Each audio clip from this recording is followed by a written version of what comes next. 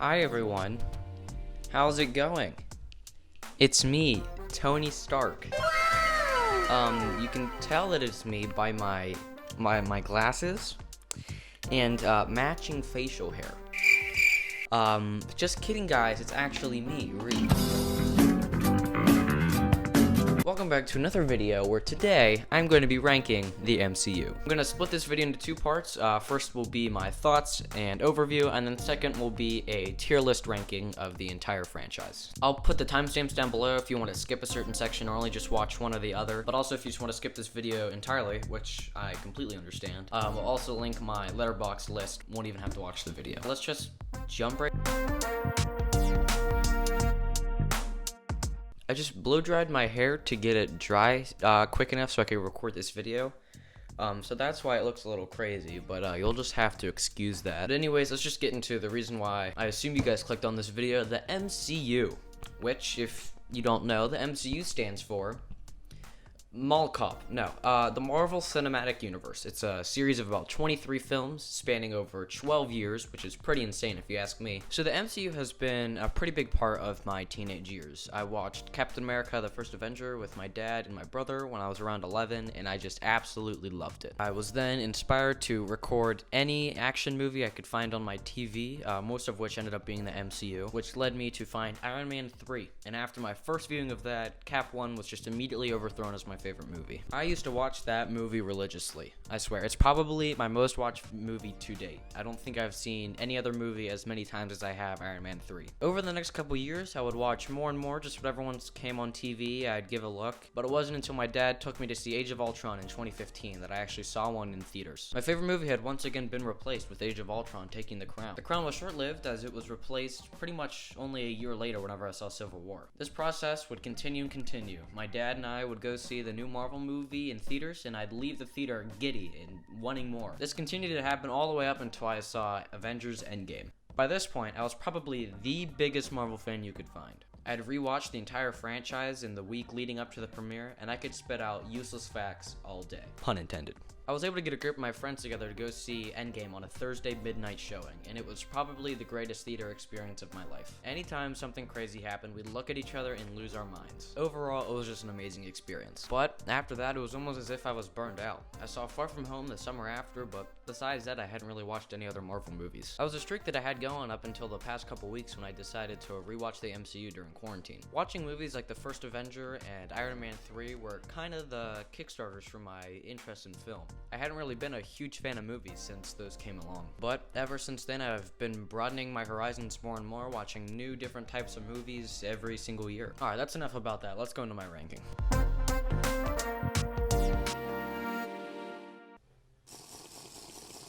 Today I'm drinking a non-disclosed beverage. I don't want to give the company the satisfaction of having, their company name in such a big YouTube channel. I won't show you the logo at all, and I'll just, have their logo completely removed from my video. Alright, and welcome back to the tier ranking. As you can see here, I have this website pulled up with a tier list and all of the MCU movies. So we are presented with S, A, B, C, and D are the tiers, and we have all 23 movies right here, including Spider-Man Far From Home, which is the most recent one. Let's just begin. To start off, I'm going to start with the D tier and then work my way up. The first D tier that pops in my head is, of course, Captain Marvel. I wasn't a huge fan of Captain Marvel. I first saw it in the TLC theater in Los Angeles with my mom, but upon rewatch, I think the reason why I liked that movie so much first time around was because of that theater experience. Nothing else really pops into my head that's D tier, really. Everything else I feel like it's just mediocre. So I think first C tier I'm going to throw up there is Hulk. Next up is Thor: The Dark World. I'm just going to throw that one in front of the Hulk. I like it a little bit better, but it's still not that good. It's a forgettable villain. The final battle scene is really cool, in my opinion, with the portals and how they're flying around and stuff. For me, the next one up is the first Thor, which I like a little bit better than Thor: The Dark World, but I still think it isn't that good. For some reason, it felt a little goofy in times that it didn't really need to be goofy, and every 5 seconds was a Dutch angle, and I have no idea why. This might be a little controversial, but the next one for me is going to be Captain America, the First Avenger. You know what? I'm going to make that a B tier. It's a 3-star for me, and I really don't think it's that good all around. Like I talked about earlier, I used to love this movie, but that hype just doesn't really hold up to me now. The next one for B tier is going to be Black Panther. That one also might be a little controversial. Just for me, I just wasn't a huge fan. I love the villains. I thought Claw and Killmonger were both great villains. I also really like Shuri. I think the vibranium was used more of a way to make the plot easier to write. Another movie that I have the exact same problem with, which actually comes up next, is the Ant-Man and the Wasp. This movie is a ton of fun. I think it's really enjoyable and just fun to watch altogether, but the Pym particles I think fall into that same category as vibranium, where the movie doesn't really know what it is, it only uses it to progress the plot forward and makes the movie easier to write. Another hot take for you guys might be my next pick, which is Iron Man 3 coming in on B tier. In my opinion, it just really isn't the best movie all around. I love Shane Black's writing. I think this is the best version of Iron Man that we've ever gotten, and I really like the Mandarin twist. House Party Protocol is also a awesome scene that we got from this movie, but I think all around it just isn't as good as I wish it was. The most recent release is the next pick for me, which is Spider-Man Far From Home. That's coming in again at a B tier. I love Jake Gyllenhaal. He's my favorite actor, so I really enjoyed seeing him in this role. But I think overall the movie felt a little confused and had too many plot holes for my taste. One scene in particular sticks out to me is whenever he's on the bus and he almost kills Flash. I thought that was a little messy and just didn't really sit right with me. Coming up next are two of my favorite MCU sequels. I want to throw in Guardians of the Galaxy Volume 2 right here in front of Spider-Man, and then in front of that I'm going to throw Iron Man 2. My placing for Iron Man 2 is probably very controversial for a lot of you, but I mean, a lot of the reason why I like this movie is Justin Hammer, and I feel like you can't really argue with that reasoning. As for Guardians 2, I think it tried a little too hard to live up to the charm of the first one, which is absolutely amazing. However, I do have to give props to James Gunn, though, for writing possibly my favorite death scene in any movie, besides maybe Merlin from Kingsman 2.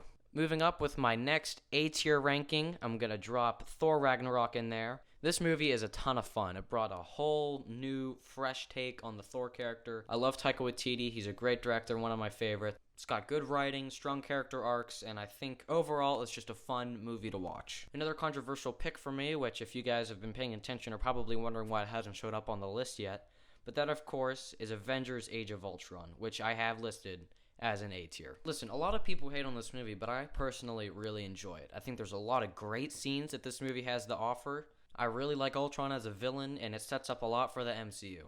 Next up is Avengers 2.5, Captain America, Civil War. I wasn't expecting Civil War to rank that high on my rewatch. I mainly just remembered it as a fun movie, not necessarily a good movie, but I thought the writing wasn't half bad, and you were really able to empathize with both sides, which I think was what the movie intended to do, and it did a great job at that.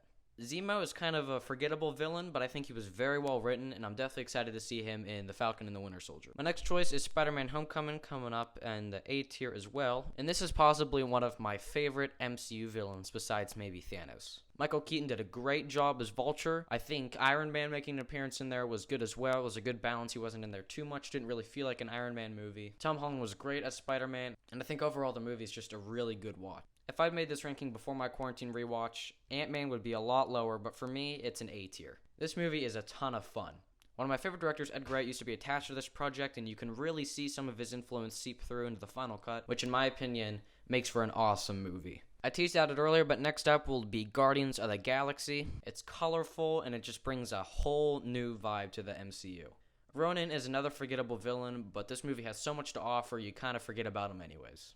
This one might be a little surprising, but next up will be Avengers Endgame. Like I said earlier, this movie was so awesome in theaters, I walked out of it thinking it was a 5-star movie. It sits at about 4 stars for me upon rewatch. I think there's a lot of awesome things that happen. Most of it's fan service, but when you take that all away, it's really just a mediocre movie. It was a lot of fun to see them go back in time, interact with their previous selves, and see what the stories are going on from different angles. One of my favorite plot lines from the MCU. We're getting down to it now. Next up is probably in everyone's top 5. That, of course, is Captain America, the Winter Soldier. I think this goes to show that you can make an awesome superhero movie without any of the superpowers. I really like spy movies and some of those far-fetched action movies, like the Mission Impossible series, for example, which I love. And this movie reminded me a ton of those types of movies. It's got some great writing, but I think if I were to make one nitpick, it'd be that Nick Fury stays dead, which might be a little harsh, but I think with the addition of the Skrulls in Captain Marvel, it would have been better to have them replace him after his death. My final movie to go into A tier is going to be Doctor Strange. I love this movie. The visuals are awesome. I don't know how it didn't win Best Visual Effects. A lot of people don't like this movie because they think it's basically just Magic Iron Man in terms of the origin story, but I think it brings enough uniqueness to the table to make it its own separate thing. Moving up into my S tier movies is going to be the first Iron Man. In my opinion, this is the most rewatchable movie in the MCU. It stands alone by itself. You don't really have to watch anything else to really understand what's going on in it. It's got a good balance of action and good storytelling to just really make it an awesome viewing experience. Alright, we've got two left, and at the second place spot is going to be the first Avengers movie. Before my quarantine rewatch, this movie sat at about 3 stars. I've got it at 4.5 now. You're able to experience the best of all of the characters into just one epic movie. And as if it couldn't get any better after that one, my number 1 placing for my MCU ranking is, of course, Avengers Infinity War. This movie rocks. I think the focus on Thanos is really what makes this movie so awesome for me. You get to see his journey through collecting all the stones and how he interacts with the different characters rather than the Avengers interacting with him. The score is amazing, and those last 30 seconds are just mwah, chef's kiss. It's just mwah. Alright guys, thanks for watching. That's pretty much all I have going on for this video today. If you liked what you saw, be sure to let me know. I was thinking about maybe doing another tier list like this for another movie franchise or series, like I was thinking Pixar, for example. So if you'd like to see that, be sure to let me know in the comments. I'm a huge movie fan, and I was thinking about maybe doing some reviews and stuff on this channel, so if you'd like to see that as well, also let me know. Maybe I'll do a poll or something, we'll see. But yeah, thanks for watching. As always, thank you for all your support on all my videos recently. I've had a ton of fun making them, and there's definitely more to come. So if you like what you saw, be sure to subscribe and so that you don't miss any.